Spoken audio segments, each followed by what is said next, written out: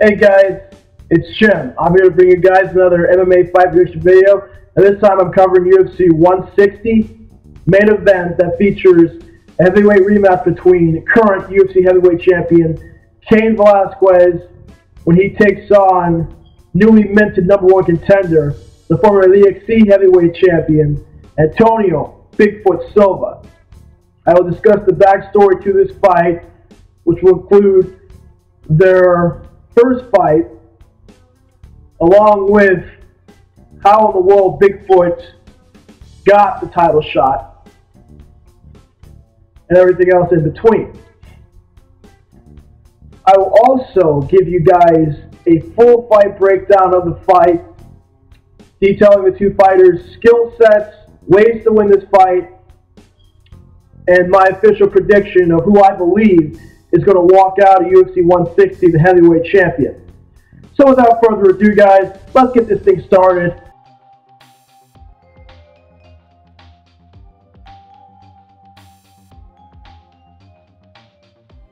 Now, in their first fight, UFC 146, both of these men were looking to make a statement after suffering knockout losses in their previous bouts. In Cain Velasquez's case, he got knocked out by Junior Dos Santos in the first round, where Junior took his championship away from him at UFC on Fox 1. And in Bigfoot's case, he got knocked out of the Strikeforce Heavyweight Grand Prix in the semifinals by Daniel Cormier, who went on to face Josh Barnett in the finals. Now, Cain made good on his statement because he utterly destroyed Antonio Bigfoot Silva in the first round, taking down the big man and leaving him a crimson mess with punches and elbows till the refs stopped it, thus earning the TKO and putting himself in contention for then UFC Heavyweight Champion Junior Dos Santos' heavyweight crown.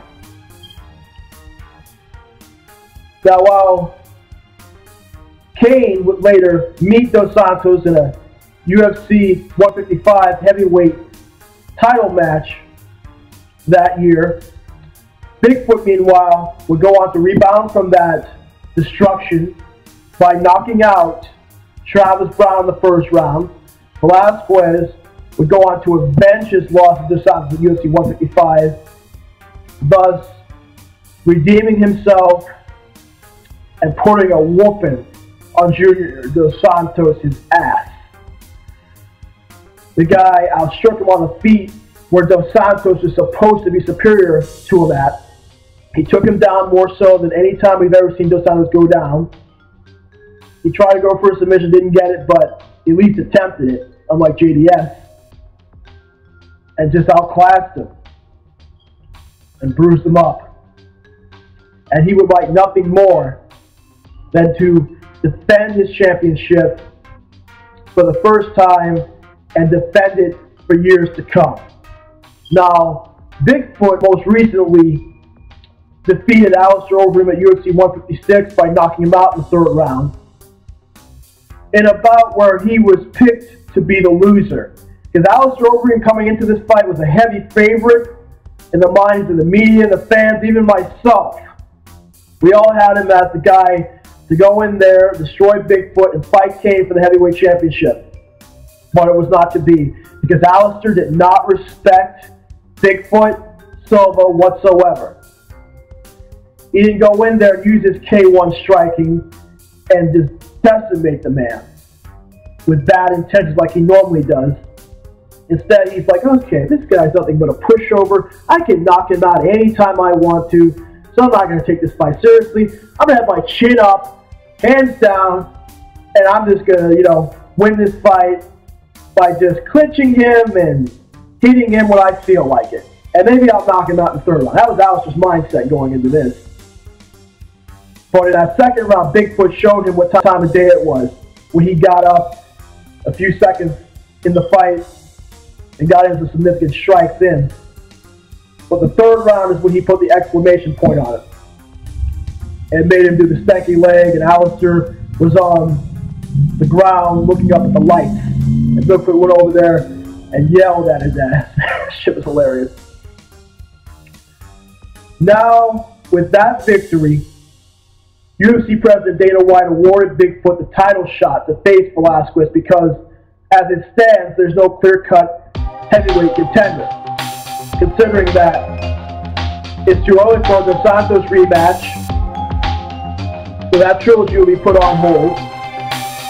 Where Doom is locked up with Big now because they're coaching tough 2 of the Brazilian season, and they were waiting to meet each other in a fight. Daniel Cormier will not fight Cain Velasquez because they're training partners and they're brothers and all this little shit. And AKA, you know how it is, they won't fight each other. They could just pitch and contact a fight. I doubt they'll get Cormier and Cain to fight, although it would be fun to see. So, it has to be Bigfoot. It's a logical choice to do. That's the fight we're going to get, whether you like it or not.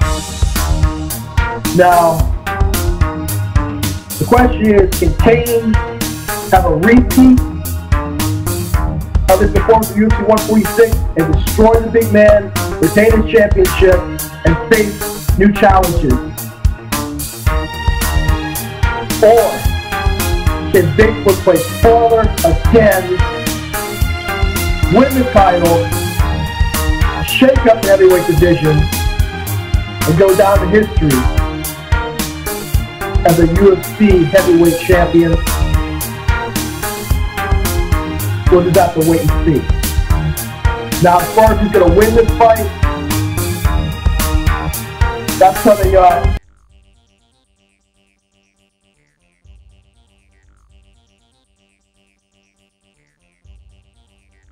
Now, we can easily establish Cain Velasquez as a superior wrestler to Bigfoot Silva, considering he's an NCAA Division I wrestler and he has no problem getting guys down that are like Bigfoot, stature-wise, because he took down Ben Rothwell, he took down Brock Lesnar, he took down Chuck Congo, and hell, he took down Bigfoot Silva in their first fight anyways with ease. Bigfoot's only way to take you down is to basically clinch you up, and then after he's done bullied you, take you down. And even if he does get Cain down, Cain will just get back up after sprawling and get back into the fight. Striking-wise, Cain has better technique and more volume of strikes with his kickboxing. And overall striking, whether on the feet or on the ground. Bigfoot, on the other hand, generates more power, and he has more career finishes than Velasquez does striking-wise, because in his 18-4 record, he has 13 KO victories to Velasquez's 9 KO victories with his 11-1 record. You know, while his stand-up isn't all that great, you know, as far as like technique is concerned, he makes up with that with sheer force. You know, whether on the feet or on the ground, you know, because hell, he beat Fedor's face in the chop meet with those hammer fists from hell. Now, nevertheless, cardio-wise, Cain doesn't get tired. He has great cardio, and it's a 5-round fight. If it goes in the deeper water, Bigfoot is going to get tired, man. I mean, we've never seen him in a 5-round fight. I mean, I think he's good for 3 rounds, but even then, he gets tired. So, I think, you know, it's going to be very interesting to see what's going to happen to Bigfoot if this fight goes longer, you know, than 3 rounds. But nevertheless, submission-wise, Cain Velasquez has a brown belt, but he's never submitted anybody in his overall record. I mean, he's tried to go for submission attempts against Chuck Congo and Junior Dos Santos in his last fight, but he was unable to effectively sink it in and thus get the submission. Bigfoot, on the other hand, has 3 submissions to his credit and a black belt in Brazilian Jiu-Jitsu, but he's not good at submitting anybody off his back. He's good at submitting somebody on top, when he's on top of them, but not on his back, and I think it's going to be very hard for him to submit Velasquez when he's on his back most of the time. Now, overall, though, Velasquez's ways of winning this fight is to basically do what he does against all the big guys he fights, which is take them to the ground, put pressure on them, get that top position, and pound their face in. And if he hasn't done it with Bigfoot, hit him with the right hand, and with some kicks to get him down, and then take him back down to your world and just pound him and put pressure on him. And if necessary, cut him to get the TKO and cuts. But for Bigfoot, it's basically keep this damn thing on the feet and back Velasquez up and hit him behind the ear and then get the KO victory, or somehow get him to the ground, sit on him, and do what you did to Fatal. Use his hammer fist and his punches and pound his face in the chop knee and have his eye closed. And exact your revenge and get the heavyweight title. But in reality, I see Velasquez destroying Bigfoot Silva in the second fight, regardless of his resurgence. It's simply put because Velasquez is just on another level. And he's a freak athlete. And he's faster, and he's just more proficient than Bigfoot is. And when he gets him down again and puts pressure on him, gets that top position, it's going to be a repeat of what happened in the first fight. Now, granted, I should never count out Bigfoot Silva, but Cain Velasquez is an Alistair Overeem. He is not Travis Browne. He is on a completely different level than those guys. He's faster. He's durable. Although if you hit him behind the ear, he's a little more susceptible to be finished. But nonetheless, the guy is determined.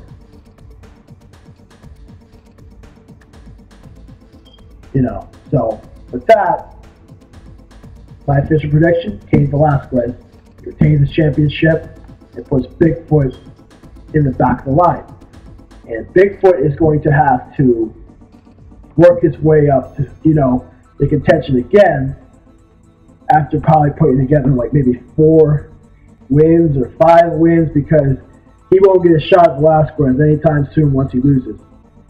Velasquez, we're doomed, or Dos Santos or Overeem, after Overeem and Jordan Jr. fight could be in his future depending on who wins.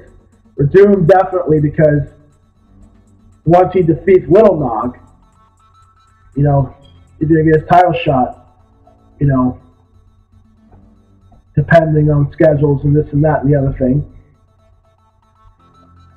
I really wish we could get the Cormier fight, but it won't happen because those guys won't fight each other.